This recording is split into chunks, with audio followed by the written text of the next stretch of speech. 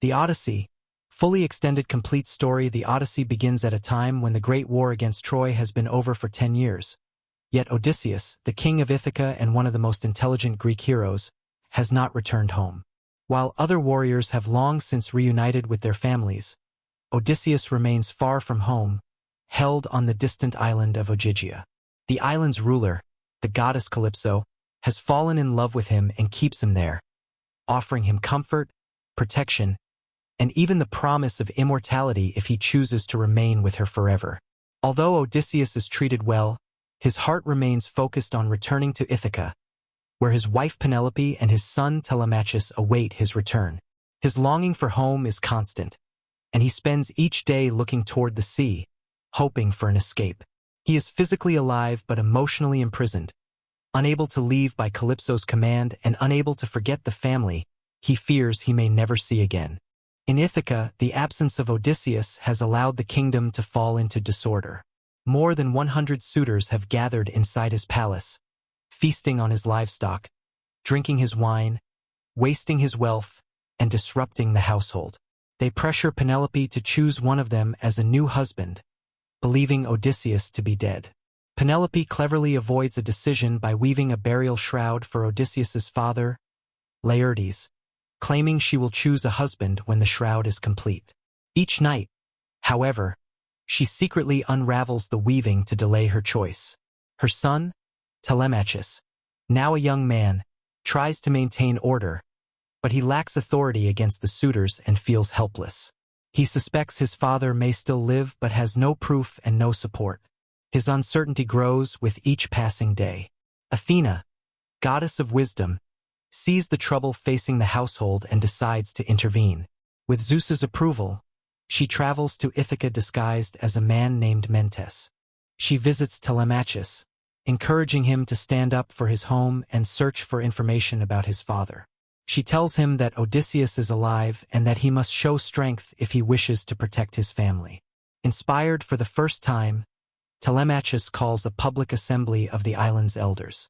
He confronts the suitors and openly accuses them of consuming his father's wealth and disrespecting the royal household.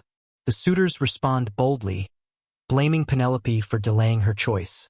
A prophet watching the assembly interprets an omen involving 2 eagles as a sign that Odysseus will return and punish the suitors, but the suitors dismiss this warning. Telemachus secretly prepares a ship for travel, confiding only in his loyal nurse, Euryclea, who promises not to reveal his departure. Telemachus first sails to Pylos, where King Nestor is presiding over a grand sacrifice. Nestor welcomes him warmly and tells him about the events that unfolded after Troy fell. He explains how some Greek heroes returned safely while others faced disaster, including Agamemnon, who was murdered upon his return home. Nestor has no information about Odysseus's fate, but he encourages Telemachus to continue his journey and seek answers in Sparta. Nestor sends his son Pisistratus to accompany Telemachus on the next stage of his journey. In Sparta, Telemachus meets King Menelaus and Queen Helen, whose abduction started the Trojan War. They immediately recognize him as Odysseus's son because of his resemblance to his father. During the visit, Menelaus describes his difficult return from Troy, including a moment when he captured Proteus, a prophetic servant of Poseidon. Proteus revealed that Odysseus was alive but trapped on Calypso's island. This confirmation strengthens Telemachus, who now knows that his father is not dead. Meanwhile, back in Ithaca, the suitors learn of Telemachus's journey and prepare an ambush to kill him upon his return. Penelope becomes distraught upon hearing this news, but Athena again intervenes, calming her through a dream. The gods then hold a council on Mount Olympus. Athena pleads that Odysseus has suffered long enough. Zeus agrees that Odysseus must return home. He sends Hermes to Ogygia with instructions for Calypso to release Odysseus. When Hermes arrives, Calypso argues against the decision, claiming it is unfair that goddesses are judged harshly for loving mortal men, while gods take mortal lovers freely. Despite her frustration, she obeys the command. She helps Odysseus build a raft, provides him with food, and allows him to set sail. For 18 days, Odysseus sails steadily across the sea. But when Poseidon, The sea god who hates Odysseus for blinding his Cyclops son Polyphemus sees him traveling freely. He stirs up a massive storm. The storm destroys the raft, and Odysseus is thrown into the water. He nearly drowns, but the sea goddess Ino gives him a protective veil. Athena continues guiding him until he eventually washes ashore on the island of the Phaeacians, exhausted but alive. Athena visits Princess Nausicaa in a dream, encouraging her to go to the river to wash clothes. Nausicaa follows the dream's suggestion. While she and her attendants are by the river, Odysseus emerges from the trees in a weakened state. The princess treats him with kindness, offering clothing and instructions for approaching her parents. Odysseus follows her directions and, with Athena's protection, arrives at the palace of King Alcinous and Queen Laertes. He explains that he is a castaway seeking help but does not reveal his identity. During a feast, a bard sings about the Trojan War, and Odysseus becomes emotional. King Alcinous notices this reaction and asks who he truly is. Odysseus begins recounting every event from the fall of Troy to his arrival on their shores. Odysseus describes how he and his crew first raided the city of the Sicanies but were driven away when reinforcements arrived. They were then blown off course to the land of the Lotus Eaters, where the local inhabitants offered his men a plant that erased their desire to return home. Odysseus had to force them back onto the ship. Next, they arrived at the land of the Cyclopes. He explains how he and his men entered the cave of Polyphemus, how the Cyclops trapped them, and how Odysseus gave him strong wine to make him drunk. When Polyphemus asked for his name, Odysseus said that he was nobody.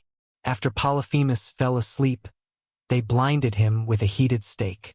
They escaped by clinging to the underside of the Cyclops sheep. As soon as they reached safety, Odysseus revealed his true name, prompting Polyphemus to pray to Poseidon for revenge, making Odysseus's return home difficult and prolonged. Continuing his tale, Odysseus explains how he visited Aeolia, where Aeolus, the keeper of the winds, gave him a bag containing all the winds except the one that would guide him home. When Ithaca came into sight, Odysseus fell asleep, and his curious crew opened the bag, believing it contained treasure.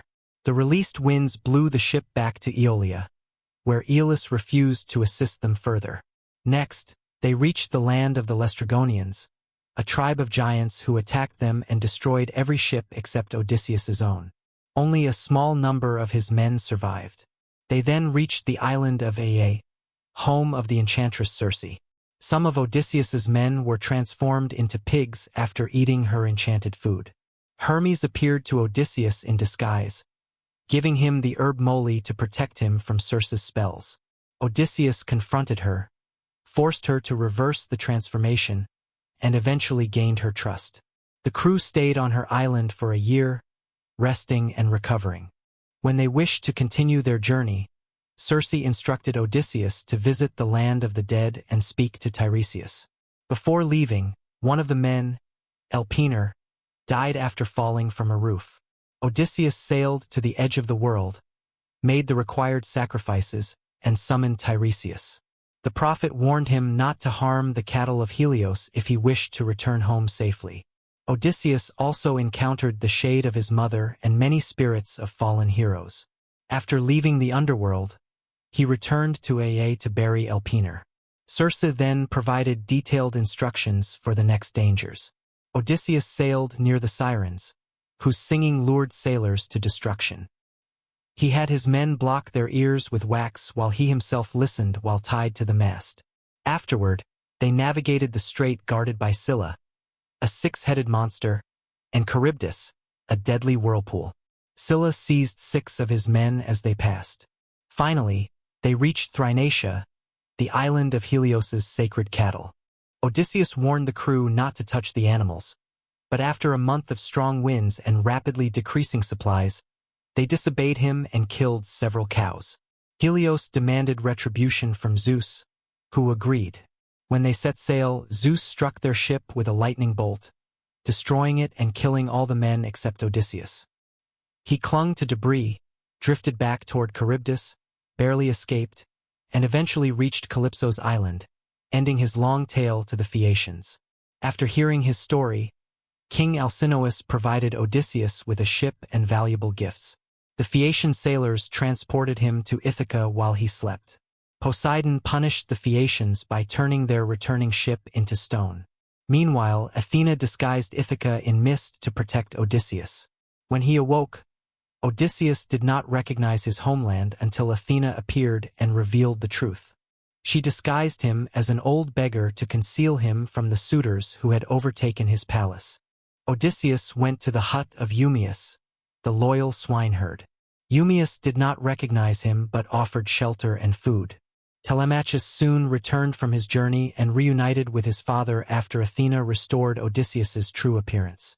Together, they planned how to defeat the suitors. Odysseus entered the palace disguised again, where he was insulted by the suitors, particularly Antinous. Penelope requested to speak with the beggar, believing he might know something about Odysseus. Later, a beggar named Iris challenged Odysseus, but Odysseus defeated him easily. Penelope spoke further with Odysseus, and Euryclea recognized the scar on his leg while washing his feet, confirming his identity, but he made her promise to remain silent. Penelope then announced that she would marry the man who could string Odysseus's bow and shoot an arrow through 12 axe heads. None of the suitors could even string the bow.